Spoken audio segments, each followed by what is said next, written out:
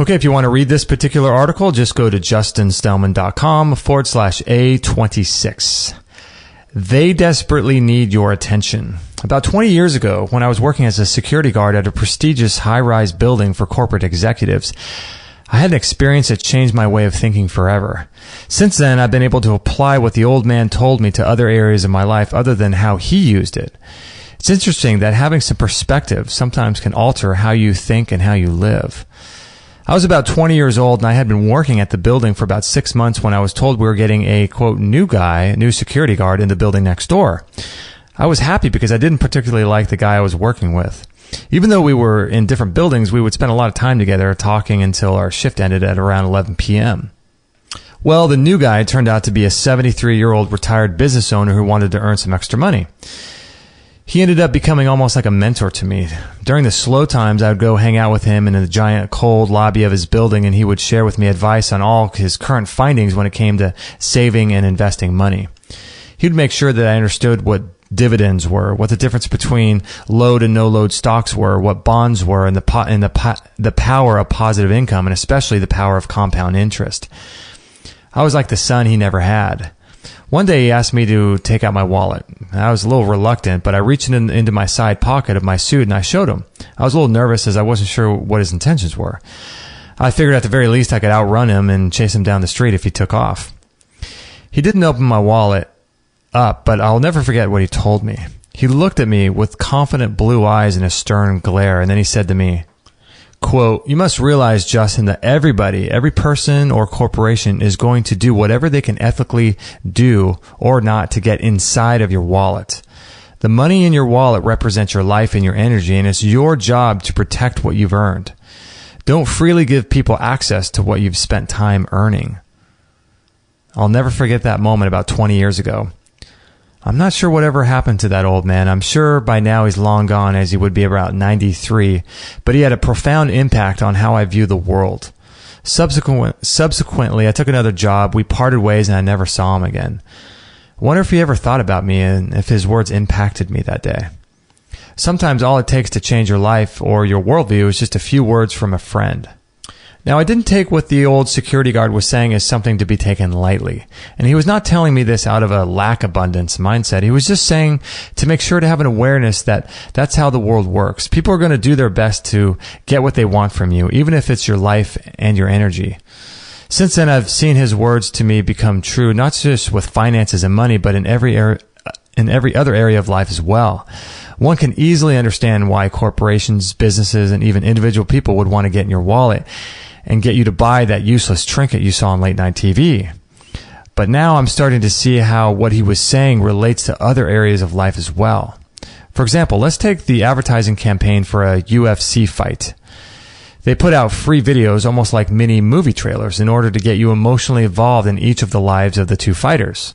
In these short movies, you'll get to know the fighters on a personal level. You'll learn about their mom and how their dad died and, when they were young, and how they lived in poverty and how fighting for them is the only way out of a ghetto neighborhood. So now you're emotionally invested in seeing your favorite fighter win. You feel like you're friends with him or her. It's no big secret to me, but storytelling helps manipulate the minds of those who you're telling the story to. And if you tell stories with emotion in them, then your victim, in this case the viewer, or are they the same, is compelled to pay the $59 to watch their fighter win. Storytelling is designed to manipulate your mind and then take your emotions in order for you to take action.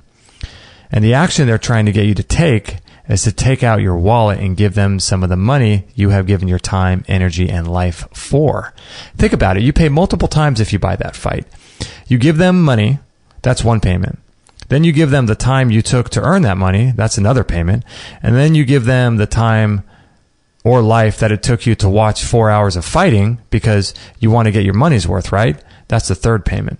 And you could have even earned more money or done something even more valuable, like spend time with friends or family with that 4 hours you spent watching that fight. So now you paid 4 times for that fight, not counting the minutes or hours you spent watching all the mini movies leading up to the fight. During this fight, of course, they're advertising to you and telling more stories about the upcoming fight that's going to happen in a few months. It's genius. This is just one example of how they use manipulation with emotional storytelling to get you to open your wallet.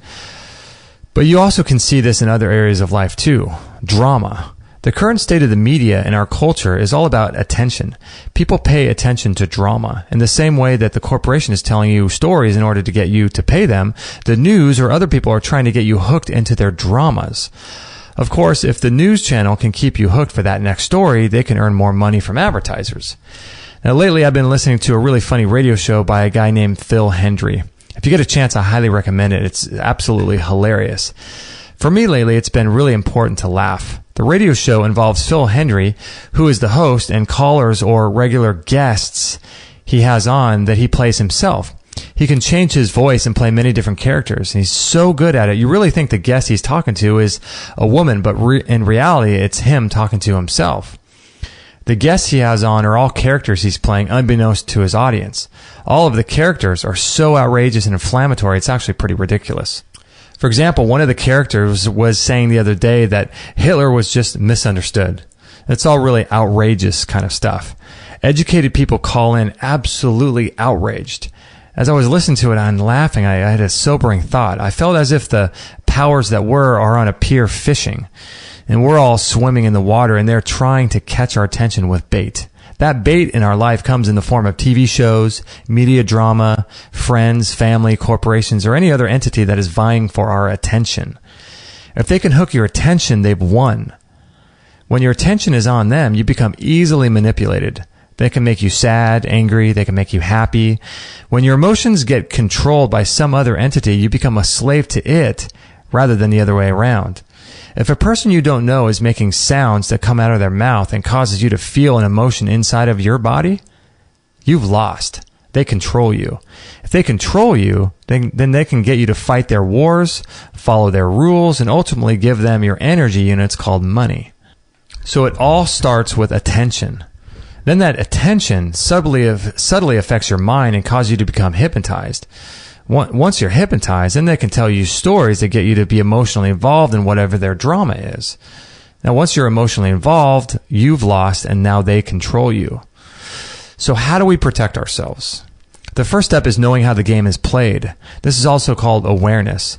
When you recognize all life is simply contracts that are offered to you in order to extract a payment, then you can see all the ways in which they can get you to pay. They need to hook your attention, tell you a story, and get you emotionally involved, and then they can do whatever they want. This is why people fight wars. They've been indoctrinated by their governments that they need to go halfway around the world and kill people they've never met or never had any problem with. This is what happens because we no longer own our mind, our emotions, or our awareness. We've given it all away to shiny little objects like TV, sports, and, quote, the news. Meditation has really helped me realize who I am, and what I am has helped me tremendously.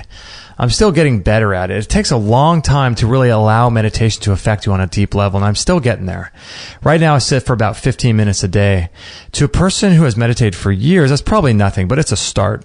I plan on getting to much longer states of deep meditation over time. I get fidgety when I sit in silence and meditate, but the more I do it, the more I like doing it, and the more benefit I get from it, I feel. Now, don't let people suck you into their drama. You own your emotions, not them. Remember that when people try to get you to be involved in their cause, you've lost a little bit of your power. In the same way that every corporation is trying to get into your wallet, every person, entity, and corporation is trying to hook your attention to tell you their story. They're trying to tell you how life is or how it should be. They're trying to get you to see the life they want you to see. I've become very careful what I let in my psyche after I understood this. I'm still working on my emotions and not letting people manipulate them, though. Being a human is hard work, but having a general awareness of how life works and what is going on, I feel, is the first step to taking better actions that will help improve your life. It's like the old saying goes, what gets measured gets managed. Again, if you want to read this article or make a comment, just go to justinstellman.com.